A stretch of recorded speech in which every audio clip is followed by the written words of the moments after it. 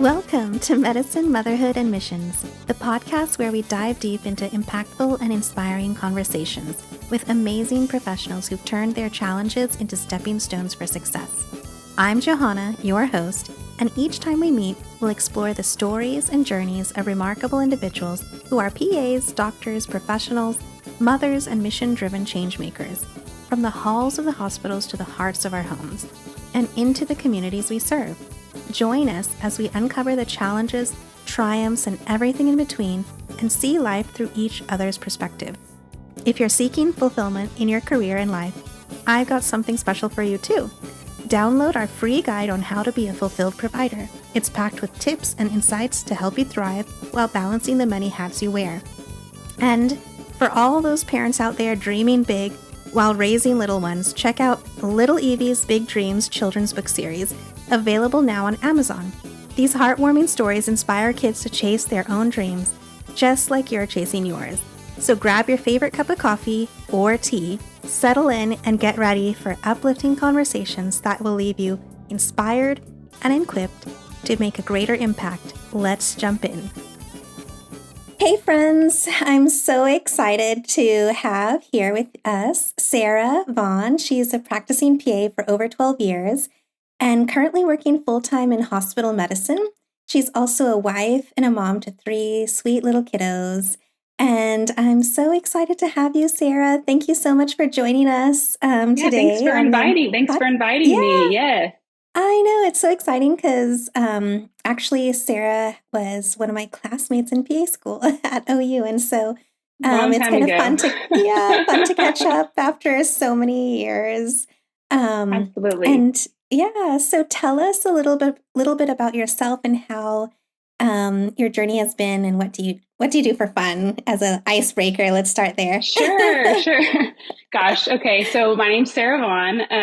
I'm a physician assistant, like Johanna said, and I'm a wife. I've got 3 little kiddos. Currently working in hospital medicine. And gosh, what do I do for fun? My favorite thing to probably do, which makes you sound like an old grandma, but I love to go like antiquing into like vintage stores. I think it's so fun to decorate my house with like a combination of new and old. And I love the story behind kind of older pieces. And, and I love taking like, with this new, have you heard of Bar 3? No, it's like a fitness class. So they have like a new bar studio here in Grove. So I take a lot of like group fitness classes with their moms. And gosh, aside from that, I don't really have a whole lot of hobbies right now. I try especially with 3 little ones. Yeah. Yeah, my hobby is just survival, right? But that's so cool because I mean, I guess with the whole like boom of like HGTV and like, watching home renovations, like I think that whole antiquing perspective is kind of like a new fun thing for a lot of people to do, actually. I've just always loved it. And I love, I don't know, I just love the style of it. And I just love kind of incorporating it into my house where I can, where it makes sense to. And I would have loved to have bought like an older home. I used to own a historic home in Crown Heights in Oklahoma City and got married and moved. My husband was like, we're never living in a historic home again. It just has like copper pipes. Like it has like a lot of issues. Yeah. So this is my way of like keeping that alive, I guess. I don't know. Right. Yeah. Yeah. There's too much upkeep with. Yeah, it's a lot. Like they don't make homes like they used to. There's like so much charm and character that they have. So maybe someday I'll, get one again, but not anytime soon. That's fun. And so how did you choose to become a PA in the first place? So growing up, I don't know if this was my own inclination or if my parents told me it was my path, but I always knew that I was going to be in medicine. And then as I kind of went into college, I assumed I would just be pre-med. And so did all the heavy science courses, the first couple of years I was there. And I grew up in Kansas City, which is like, a suburb of Kansas City called Blue Springs, which is about 30 minutes east of Kansas City. Okay. And at the time there were no PA programs there. So I'd never even heard of a PA before. Right. And so I really had no exposure to what that even meant until I was like a junior in college. And I started to hear about the profession, and there was like a pre-PA club there. Missouri State is where I went. And so I joined, and I heard kind of all the perspectives of the students and the different PAs that came to talk, and eventually shadowed several PAs, and just decided that it was a much better fit for me. I honestly, my parents were okay with it, but they kind of, were like, oh my gosh, you're changing majors and you're changing career plans and all these things for a profession we've never heard of. You know what I mean? Yeah. So it was a little jarring for them, but Right. I just was really drawn to like the flexibility. Like I was surprised you could go from, an urgent care position to, vascular surgery with really minimal extra training, except for, on the job kind of training. And it just felt really free. It felt like you could make it what you wanted it to be. And that just seemed really awesome. And so, kind of completed my degree at Missouri State and was kind of in a place where I was ready for a change and ready for some new surroundings. And so I interviewed kind of all over the country and got into couple schools, but Oklahoma and the OU program in Oklahoma City, it just felt like the right fit. And I didn't even know anybody in Oklahoma. I didn't have a friend. Oh, really? I didn't have a family member. I didn't have an acquaintance.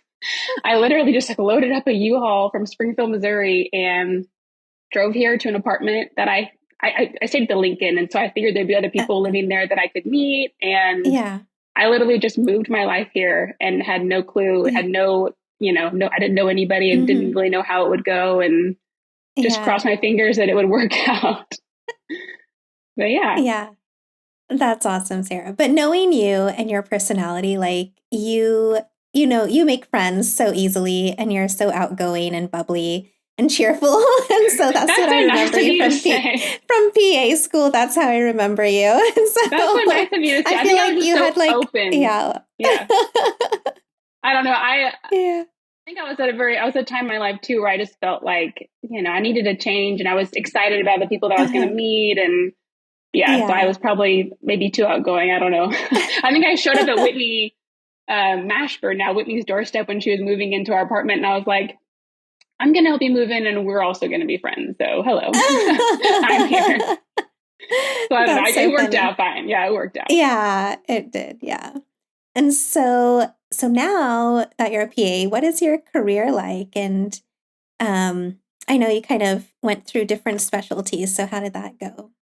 Yeah. So as I was graduating PA school, I kind of reached back out to a mentor I had. He was a PA in cardiology, Tom Johnson, and he shared the second floor of OU Medical Center with the hepatology team and the liver transplant team. And he was like, I think you're looking for a PA. I'm going to give you your phone number to them. And so literally, I think they reached out on a Monday, and I think I interviewed on a Wednesday, and I had like a job offer by Friday. Like it was all super fast. I don't know if it was just meant to happen that way, but I loved it a lot. It was a super kind of niche specialty to start in, which for better or for worse, it's how it went. But I loved it a lot. I took a lot of call, but I at that time had no husband, no kids. And so it was the perfect time to dive in and kind of pay my dues and learn. And so it was good. And then met my husband while I was at OU. He was a dental student there. And I kind of always knew dating him that he was never going to be a city guy. I knew we would end up somewhere else, just not really sure what that would look like, but joined a practice in Grove. And so really that's the only reason why I left my first job, but moved here, jumped into family practice kind of right away, private practice, which was an eye opener because I had no idea how hard that was going to be. From especially kind of rural primary care. It was quite the jump, but I just really loved it. And I always missed that hospital kind of inpatient component though. And so over the years, just was able to reach out enough times to the hospital in town to get them to finally, create this position I have now, which is great. It's an internal medicine position that I've been at, 4.5 years now. Oh, nice. And I love it. I work with a great group of people. And so I've kind of been in a general practice for almost my whole career now. And so I don't stress too much about our recertification that's coming up.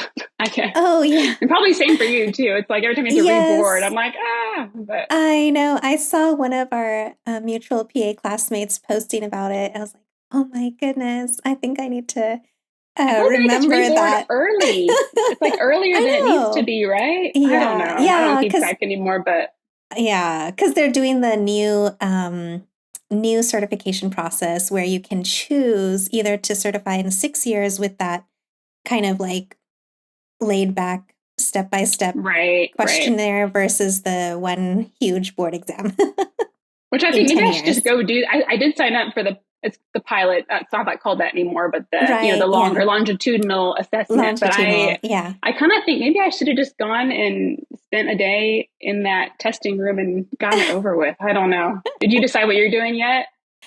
I probably will do the longitudinal one. I liked Yeah, that flexibility. I did the pilot as well when it first came out, and I really liked that. And so I I was like, liked I it. I just didn't think like that it that's less lasted so stressful. long. Yeah, it just like That's goes on true. forever. It's like Yeah, 2 years. It's crazy, but yeah, less stress that's for sure. true. Yeah, yeah. But yeah, so you mentioned rural medicine. So Hmm. how have you seen the differences, or what are the differences between the rural medicine versus city med, or so to say, city Right. medicine? I think the obvious thing is we just have less specialties. There's less Hmm. resources, less specialties, less mental health, less a lot of things. Hmm. But one of the biggest surprises to me, which I should have, kind of assumed this going into it, but it's so much more personal because Hmm. it's like every patient you have, there's no like patient, or it's rare that a patient is just like some stranger. You know what I mean? Usually Hmm. they're someone that works at our school system, or someone that goes to our church, or someone's Right. grandma that we works at the dental office. I mean, it's just Right. it's Hmm. it's like no one that you go in and see is someone that you're not going to see at Walmart next week. You know what I Hmm. mean? So I Right. was I was used to more of like an anonymous kind of medicine that we Hmm. practiced back at OU, because you're never going to see that Yeah. person again, or maybe you would, but Hmm. it just felt very different when they're the same people you go to church with that are in Yeah. the hospital. You know what I mean? So I've Hmm. loved that. It's been really Yeah. good. That's so true. Sometimes we feel we can dissociate more because it's impersonal in Hmm. medicine, and that allows us to dissociate our emotions and our feelings from the severity of disease, the severity of Yeah. illness. But when you have that personal connection, whether it be like someone's relative that you know, or someone actually that is a friend of yours, like how do you like manage that? Like knowing that it's like that personal connection.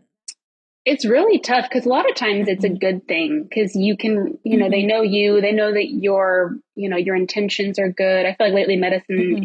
it's kind of been like a backlash where people assume that you have some bad intentions or some pharmaceutical, you Yeah. know, conspiracy theory happening. But Yeah. I think they know your heart behind your relationship with them, and so Right. you hope that they Yeah. know your heart behind Hmm. treating them. But it also is kind of more of a Yeah. delicate situation because you are going to have to see Hmm. them or their family Hmm. member next week, or Hmm.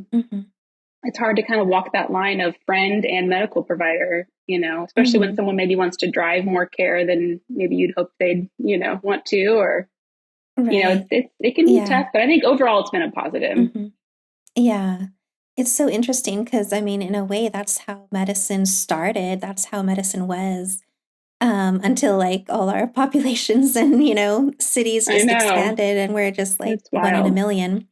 But it's, I think like that's what a lot of people used to like about their family doctor and or general practice is that it was someone who knew them, knew their grandfather, knew their mom, knew their dad, right, the whole family, There's and a trust treated there. Yeah. everybody, and there was a trust, exactly. And so Hmm. that you knew no matter what that you're gonna be taken care of appropriately and fully, to the best of their medical degree. Hmm. Yeah, And so, exactly. yeah, because sometimes in, bigger hospital systems or bigger practices in bigger cities, um, I think that's what we lack is sometimes that patient provider trust sometimes. Hmm. Or maybe it's, just, such a busy clinic. We're just kind of like everyone's just you're in a rush. You're just kind of just like seeing Trying to get through the day. this Yeah. disease, this is this symptom, versus this is this patient, right? Hmm. And so, but yeah, that's the crazy part of medicine. But I love that you have found this joy and like ability to balance that like relationship and trust, and in medicine, in the hospital system, and then even before in primary care and Yeah. Grove. That's pretty cool. It's tough Uh, for sure, because then everyone has your cell mhm. phone number, so it's hard to find that boundary too of when do I turn it off, and to That's have a true. boundary, like in a Yeah. polite way too. I remember this one That's story. I true. was trying to leave Walmart. I had my Uh-huh. bags and my arms kind of running to the car, Yeah. and someone stopped me and they're like, "Oh, wait, hey, can you take this check from me right now? I owe the clinic this amount of money." I'm like, "No, I can't." I'm like, "I can't take your money right now. I'm like, "No."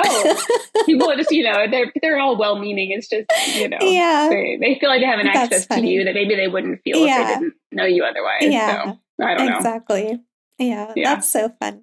Yeah. Yeah. And it's kind of hilarious because I remember, like, because I did a rotation with Whitney and Grove. Oh my gosh, I didn't know And that. yeah, we were both there for 2 months in the same hospital Hmm. system and primary care practice. And we were like, oh my goodness, overwhelmed by it, like the rural medicine and just the hours and like, I mean, the number of people in the clinics, because it was just like, you know, Yeah, it's wild. somebody they've known forever, right? And so it was very interesting. But yeah. And so it's so Yes. ironic that you're right there, now that's I your never would life. have thought. Yeah, it's wild. Anyway, Yeah. yeah. But Yeah. it's been good. It's been good. Yeah. Yeah. And so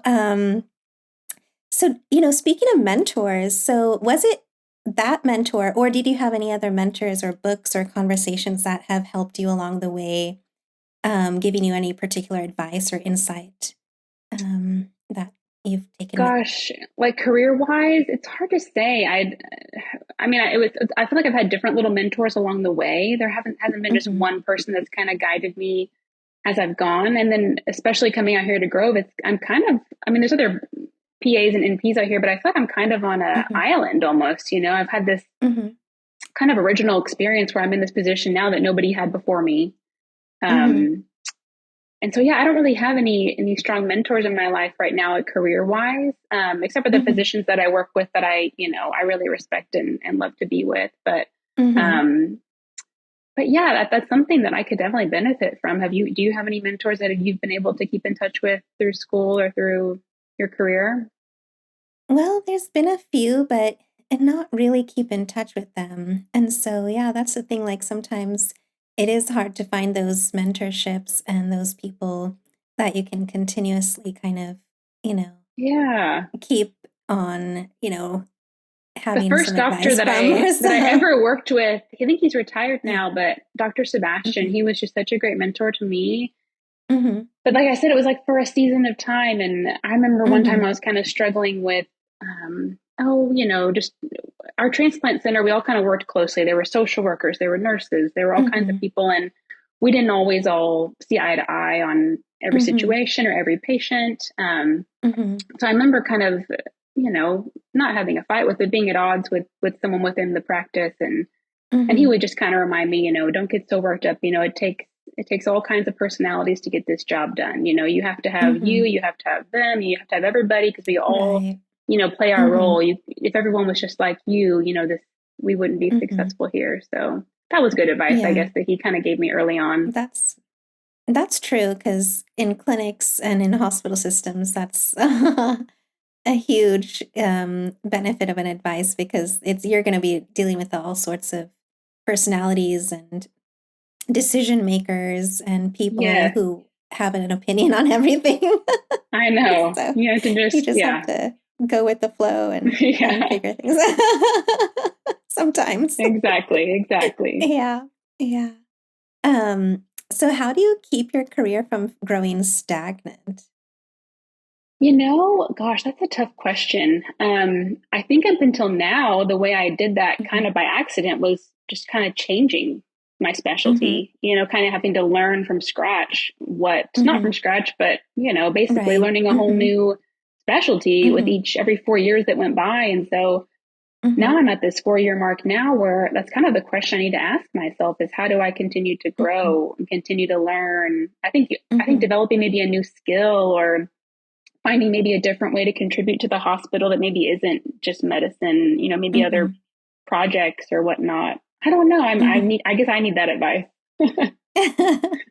I know. It's kind of tough sometimes, and I felt like in hospital medicine, I felt a bit stagnant at times just because you're um kind of doing the same thing over and over again, and then you're part of a team, Yeah. but you're not the main decision maker at times sometimes, and then it's so different than like primary care or other outpatient clinics that you may work in.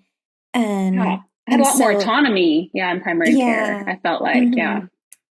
And so I felt like in a way that kind of made me feel a bit stagnant, but I when I started having like precepting students, that Hmm. really helped me revive my love for hospital medicine because I was like teaching and like, explaining everything we do. Like I loved that and I really enjoyed that. So maybe, take on some students that might help you You know what? I just if you want did this something. past year. Oh, Yeah, okay. I've Yeah. had three now, which has been really Oh, cool. yeah. I would never have Uh-huh. chosen that for myself. It kind of just fell in my lap. Yeah. Um, a doctor that I worked with wanted to take some students, and they said, Uh-huh. you don't have quite the correct board certification, and so, but Sarah, since you're a PA working in internal medicine, you can be the Uh-huh. preceptor. And so I was like, oh, is that? Oh, I guess that means nice. I'm a preceptor. Yeah. So it's been really good, Yeah. but I struggle with that like imposter syndrome. Like Oh, yeah. I still feel like I Mhm. haven't arrived, or like I don't, I guess that's good to be humble and say, if you don't have the answer, that's fine, as long as you know where to look it Mhm. up or who to ask. But Yeah. I don't know. I I struggle with feel that like without even feeling qualified, yeah, I know. So, I mean, we're all learning. And so in a way, like I felt like it was a challenge for me to learn more and like to just Mm-hmm. be like, this is a learning process for me too. And, because I'm not going to know everything or know every Right. answer. But I just loved that it was a positive challenge to like grow myself, in Mm-hmm. different ways. What But program are yeah, you working with? Is it our, well, our not program? anymore. But yeah, it was Okay. our program. Yeah, yeah. Because now my job is, hard to precept Right. students because Right. it's just not like the hours and things are like very varied. So Not it's not traditional. like Yeah. consistent, yeah, enough for students to keep up. But Exactly. so Yeah. that was kind of like a bummer not be able to, keep up with the preceptorship, but I did enjoy it while I There's so many could. programs now too. It's like I Oh think they have yeah. like five. Are there five programs in Oklahoma? PA programs? I haven't kept up. One, two, three, at least Yeah, five, there's right? like new ones popping up. Yeah. I haven't even kept up though, knowing which ones have are new. Yeah. I know it's But wild. yeah. Mm-hmm. Which it kind of means that like there's so much competition to get into PA school and, want to be a PA. So that's kind of really interesting to see how that's changed in medicine. Given Hmm. that like when we were applying even 12, 13 years ago, it was still kind of not really well known. And I Right. remember I was in the same boat as you. I didn't really know what a PA was or um, have any clue. But then a professor had a daughter-in-law who was a PA, so kind of heard like, okay, that's a profession. That's a profession out there. And then kind of from there, kind of tried to learn more about it, and Yeah. then Yeah. and now it's I just had no like clue. very, yeah. And now it's like so competitive. I was talking to Yeah. another person on the podcast, Katie Bean, who started the pre PA clinic, and so it's really interesting to hear and see how just competitive it is, and for students needing like help to know how to Yeah. apply and what to do in order to get. I found it the And most so, difficult thing was as someone mhm, applying to kind of multi-state programs, like trying to align my prereqs perfectly with each program because they were all just kind of Oh, siloed. yeah. Maybe they still are. But even the I'm OU not program sure. at the time, you had to apply separately. You couldn't use it used to be called CASPA. I don't know if it's still called Oh, CASPA, yeah. but there was like I that think it is. online database you could submit to multiple schools. But now, or Exactly. the OU one Yeah, was separate, but yeah, I remember just trying exactly. to like, you're almost like just playing some kind of game, trying to make sure your application aligns with all the different schools. And I don't Yeah. know. Like I said, I was open to go a lot of places because I got into a program that I liked in Illinois, it was SICU. And then I got into a program I liked in Arizona, the AT Still. Oh, And yeah. then there's one in Florida. I honestly forget the name, but yeah, I was all over the place. I was like, I'm getting out of Missouri. We're starting fresh. So, but Oklahoma felt pretty That's safe. funny. So, yeah. Yeah. Yeah. That's cool. Well, and you met your husband here. Yes. So, So, I yes, mean, I am. yeah. All works out. There's always a reason for Yeah, everything. Yeah. exactly. Yeah. Exactly. And so, speaking of that, like husband, family, how do you balance Mhm. your career with having a life outside of work? I think we're all figuring it out. And I think it Mm-hmm. changes from year to year. And you Mm-hmm. can't be afraid to like let your life change as you add a family member or as things change. And Mm-hmm. one thing we try to do, which we've just kind of really began this fall, Mm-hmm. when my oldest daughter, when she has like Mm-hmm. an activity, soccer practice or whatnot, we just try to Mm-hmm. bring everybody because our evenings are just so short and limited. Oh, And yeah. I hated to commit Mm-hmm. multiple nights away from my little boys. And so we just Mm-hmm. try to load everybody up and bring everybody everywhere, make everything kind of a family thing. But as Oh, far as, yeah. work life, family life, it's all, Mm-hmm. so hard to figure out. But there's no such thing as balance. Like you said, I think you just Yeah. juggle, and people say the whole glass ball Mm-hmm. or, rubber ball, or Yeah. what can drop and what can't drop. But I don't Right. know. And Yeah. the reason balance is tough too is because it's like, that means those things are like opposing forces. And I Mm-hmm. want to find a way to make Mm-hmm. it work together, like how can I Right. make my work life and my Mm-hmm. home life work together, which is Mm-hmm. why I love internal medicine too, because there's no Mm-hmm. clinic schedule for me.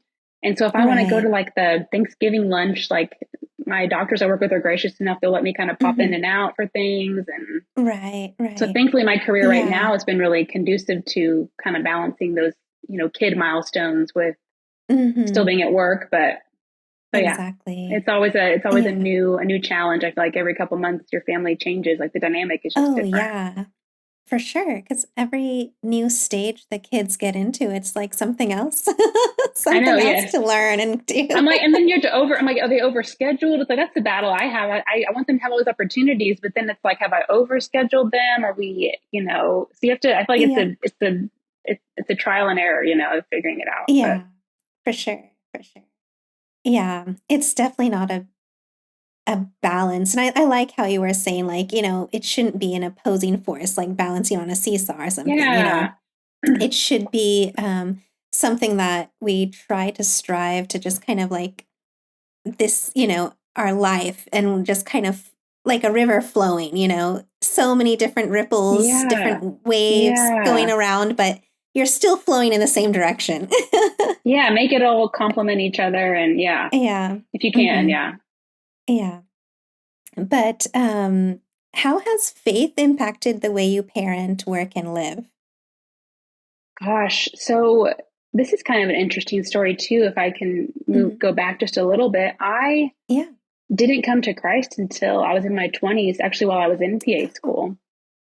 There's a okay. lot of my PA friends that, because, Uh-huh. been in and out of church with friends and whatnot growing up, but it was Hmm. really my friends that Hmm. I met in PA school that, really helped me develop and put Oh, roots nice. in my faith. And Uh-huh. Justin Phillip took me to buy my first Yeah. Bible one day. That was so sweet of Oh, him to wow. do. That's Yeah. So I had a awesome. lot of just great Yeah. influences that kind of helped me develop a Yeah. faith. And then Uh-huh. as I've grown in it over time, I mean, it affects everything. I feel like it Hmm. helps me have more grace for my Yeah. coworkers, for my patients, and Hmm. it helps me, just raise my kids in a way that, it helps my decision making, my parenting decisions. I Yeah. really have to rely on, the Holy Hmm. Spirit almost moment to moment to try Yeah. to even react in a way and teach and respond Mhm. in a way. And Yeah. gosh, it's just the root of everything, which, I'm so Mhm. thankful for, but it's very grounding Yeah. and really helps me so much. Mhm.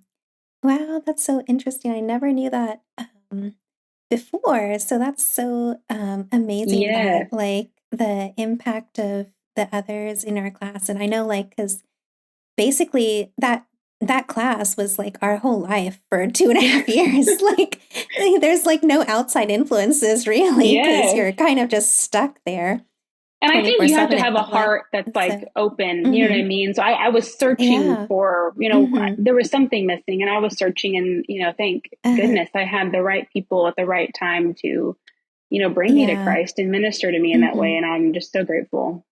Yeah. That's awesome. I'm so Hmm. amazed to hear that. And I like how, you were saying that it allows us to have grace for others, even when we're in work and because oftentimes work is stressful and quick and hurried and we lose that patience, we lose that ability to find grace for others who may also Hmm. be struggling just as much as we Yeah, are, right? And so that's exactly. so important to always remember. I love that. Hmm. Yeah. And how do you find time to prioritize your marriage despite the busy schedules and children's activities and duties? So that's something So, we work on it all the time, but I guess over uh-huh. the years, so I'm going to start with just some like, I guess, philosophy things that have really Mhm. helped me over the last, we've been married 8 years now. Uh-huh. I think one thing that was so hard for me coming into marriage was really seeing us as a team. Because Mhm. for so long, I kept score. Like it was like a tit for tat. Like I did this for the family. So, what have you contributed kind of thing? Like it was Mhm. almost just like a super not great way to come into a marriage. And my husband would just remind me over and over again. Like, I don't know how he had this wisdom early on, but he's like, we're a team. Like you and I, anything you're doing or I'm doing, it's for the benefit of both of us. And, we're a team. And Right. another thing Yeah. that really helped me was Mhm.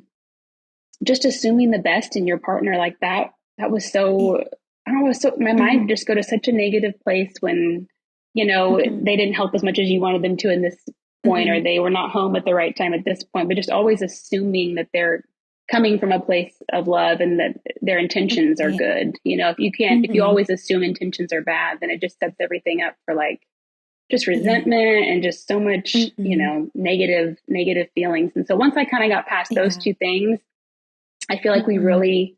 we really just did so much better. And Mhm. as far as making time for each other, we have not been great Mhm. lately. We try to take date nights when we Yeah. can or trips when we can, Yeah. but we used to do this thing where Yeah. we had a babysitter come like every other week. Cause that's the Uh-huh. challenge for me. It's like scheduling the Yeah. babysitter. So if I have someone just like Right. a standing babysitter every other Thursday, Uh-huh. then that gives us like no excuse not to take the Right. time together. So Yeah. that's like my best tip is just to put it on the calendar, have someone a Mhm. standing order that they always come and um, Yeah. just make it easy, make it as easy as you Right. can. So, Yeah. Yeah. and then we tried to do this Sunday check-in kind of thing where Mhm. if you have any, hurt feelings or things you Mhm. need to get off your chest, just to like set aside Mhm. this one time we know we're going to talk. We know we can say these Yeah. things in like a not emotionally charged environment, Uh-huh. kind of the same time we're planning our Yeah. schedule for the week.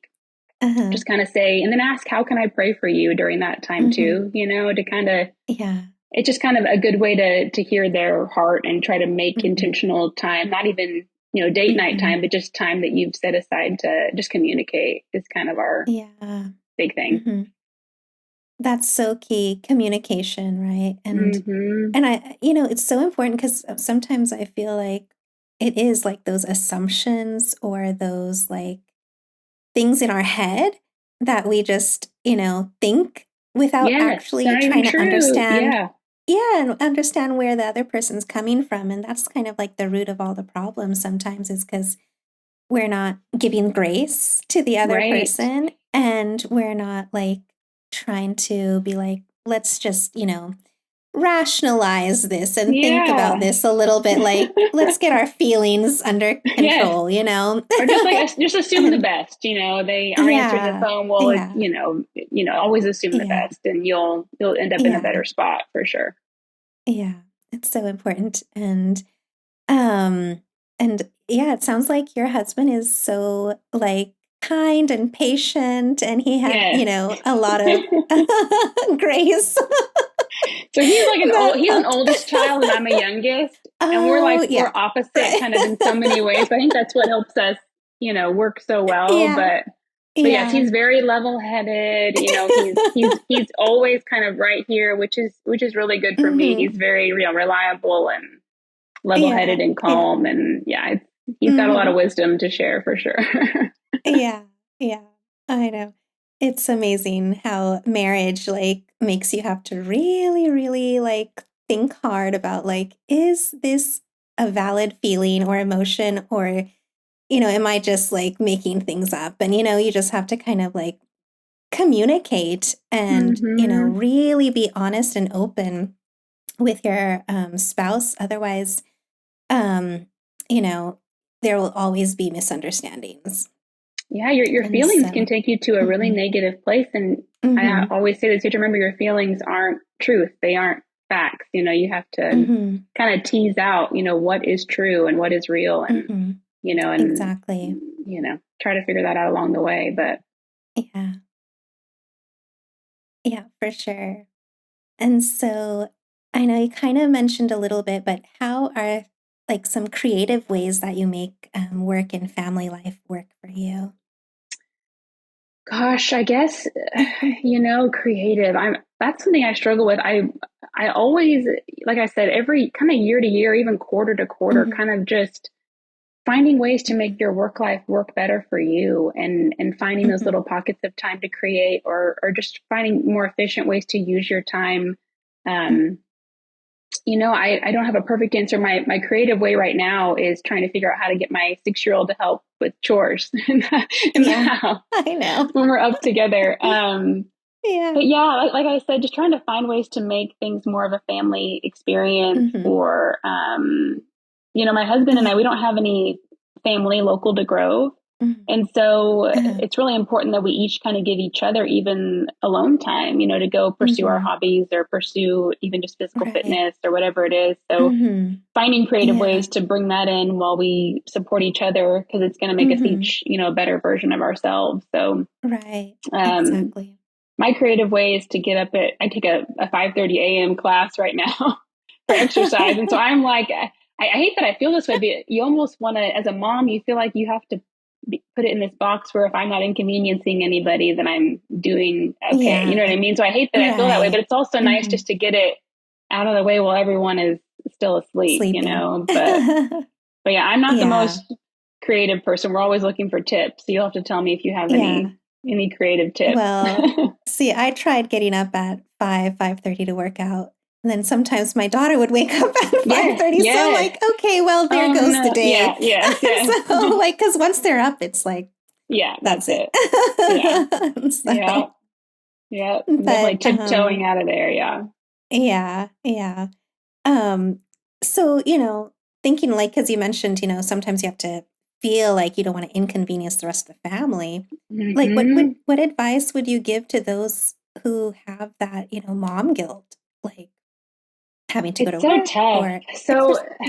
yeah, it comes, like, I think it comes in so many different forms too. And what's helped me the most is asking myself the question, is this a true reason for guilt? Did I lash Mm-hmm, out in anger? Did I have some impatience where I should have been having more grace? mm-hmm, Is there a real mm-hmm, reason to feel that conviction, or is this just mm-hmm, something, is this a standard the world kind of puts on us, mm-hmm. of perfection that I Yeah, didn't attain, or this right. this thing I put on Mm-hmm, my to-do list that would have been nice to do but maybe wasn't required. right. um so I really try to Mm-hmm, tease that out and figure out, what is it, and do I need to repent from, maybe some negative, mm-hmm, character trait that I exhibited, or is this something that really can just fall to the wayside and I just have to find a way to let go and kind of lean on friends to talk some of that out. mm-hmm. Um, Yeah, I think it just comes in all different forms. And something that I struggle with every day is I love my job and I love the Mm-hmm. work hours that I have and I love being in the Mm-hmm. hospital. But at the same time, Mm-hmm. there's really not a day that goes by that I don't think, should I just be home raising these kids every day? Like, why, Mm-hmm. you know, should I be doing that? And then I'm in a place where, I'm so blessed. If we wanted to do that, my husband could support us. And so Mm-hmm. it's still me choosing to kind of be in Mm-hmm. the world and having the impact that I can have through medicine, because I feel that's still Mm-hmm. what I'm called to do at this time. Right. But it's Mm-hmm. like a daily prayer that I have where I'm like, I'm just searching Mm-hmm. for that peace, and that Mm-hmm. peace in the balance of family and work life, Yeah. and finding out Mm-hmm. what that looks like every year. Mm-hmm. Ask yourself the question, is this a Mm-hmm. season where I am still called to be here versus there? Mm-hmm. And one thing that helps me a lot too is I'd be at work and I'd be thinking about kids all day, and I'm not Mm-hmm. investing myself into my work as well as I could. And then I Mm-hmm. get home and I'm feeling guilty about that. And so I'm really not mentally present with the kids. And so I'm like, I just need to be where my feet Yeah. are as best I can, Mm-hmm. and Yeah. give 100% wherever I'm at. Cause that intentional time with the kids, it's easy to be Mm-hmm. present with your kids all day without really being present. You know what I mean? Right. Oh, And so for if you can sure. just really be Mm-hmm. present when you're there, I think Mm-hmm. it makes all the difference to them, and hopefully it makes you feel Yeah. more fulfilled. And I don't have Mm-hmm. all the answers. I don't know, but it's None of us do. tough. Yeah, It's it's a tough. learning experience. Yeah. Yeah. And I think like what you said is like, yeah, I mean, I feel the same way too. Sometimes it's like, because, you know, work or stay at home. But then I think like, you do what really kind of, of course, what's good for your family first, Right, and then what is good, like in regards to like you're fulfilling your passions, the things that you love, the things that you hmm, like, as long as it's like aligning with your family's vision and purpose. right, I mean, if it's going against that, then I don't, you might have to do some self checks. But, I think like, we, have the personalities where we still really like to work and enjoy the work in medicine. And, um, as long as God keeps those doors open and directs our exactly, footsteps in those directions, then that's kind of like where we are right now, right? I think exactly. also God opens doors, he closes doors, because when we think of things in a faith-based perspective, we know that our life is we want it to be under something that is pleasing to the Lord, and Hmm. the way we live, the way we have our families, and the intentionality of that. And, as long as we're like representing Christ, I guess, okay, in every aspect that we're doing life, and Right, knowing that He's like, we feel that God peace, which is something that we can only really feel in our hearts, then right. I think, like, yeah, And just knowing that that's what it directs changes, us. from Hmm. it can change from season to season. And so just be open to, Yeah. like you said, the doors that open and the doors that close. And it's Hmm. like raising kids. Like I feel Yeah. like there's no one size fits all. Like how I responded at this Hmm. time, I may have to respond differently to this child. They have a whole different set of needs, and a whole different, Hmm. way they need to be parented, or, Yeah. a time that needs to be Hmm. spent, or a way they need to be loved. And it's Hmm. just trying to, I'm a planner. And so it's hard for me to have that Hmm. fluidity in my life where I'm like, well, maybe I might need more time here at this time in my life, or, just being open to Yeah. reconsidering your time Hmm. as time goes by. Exactly. Yeah, because every season changes, and we never know what, the future holds. It's, all still up in the air, I know right? it. So I know it. only God knows, and we just take one step at a time. But yeah, what other like final encouragement would you give to others in work and life and motherhood? Gosh, something that I really wish someone would have told me before I became a mom, or before I had the second Hmm. kid or the third, is Hmm. don't try to make your life that you had before that marriage or that child or that next child fit into the life that you have once they're here. Hmm. Because I feel like people Hmm. try to fit the same schedule, the same Hmm. capacity, the same things they even enjoy doing into their new life that is totally different. With each child, you add the whole dynamic changes, and trying to fit that same busyness and same schedule into the next set of circumstances that you have as time goes by is just, it doesn't lead to joy. It doesn't lead to contentment. You just feel like you're always trying to keep up, and just trying to realize that you're not supposed to fit your old life into the new life. Just try to create the new set of boundaries and the new capacity that your family has, and be comfortable with that. That's something I wish someone would have told me, because I just kept trying to run at the same speed, no matter how our family changed. So, Yeah, for sure. You have to give yourself rest and know that, you can't keep up with the same commitments or things that you may have done before. Yeah. And ask for help. Without, exactly. And don't be scared to say no, or, not right now. I can't help in that way right now. Or I thought of one other creative way that I, my church is great, but they have there was kind of a gap we had to fill a couple years ago, where there was a nursery, and there was also a Sunday school that started in first grade. So there were a lot of 4 to 6 year olds that really didn't have a place. And not that I was the person who was qualified to teach little children their, Bible lessons and whatnot. But a friend and I, we kind of just stepped into that role because it was needed. And, I think creative ways to be more involved with your kids' faith and your family is to just volunteer in ways where, where they need you. And my little ones were also in the nursery that was right adjacent. And so where I didn't spend as many Sundays with my husband in church, I was like, maybe this season for me, I'm just called to be back here. You know what I mean? Yeah. And so just finding creative ways to volunteer, even to be more involved as a family is kind of a fun thing to do too. That's so cool. That's so cool. And I love that, that you stepped in to help kids learn more about Jesus. And you're not going to feel, cool. I learned probably just as much as they learn. You don't have to feel qualified going in, but as long as you have the heart to, to teach and the good heart behind it, then I think you'll succeed. Yeah. Yeah, for sure. I think that's kind of a common thread throughout our discussion is just, learning and growing and taking those opportunities, just like those other classmates took the opportunity to share the love of Jesus with you when you were searching and seeking. I mean, it changed your life. And absolutely. And so I think, when we take those opportunities to serve and seek to help another, wow, what a difference it makes on another person's life. That's amazing. Absolutely. So, you just never know. Yeah, exactly. So thank you so much, Sarah. I'm so glad that we got to speak. Yeah, it was so fun to catch up.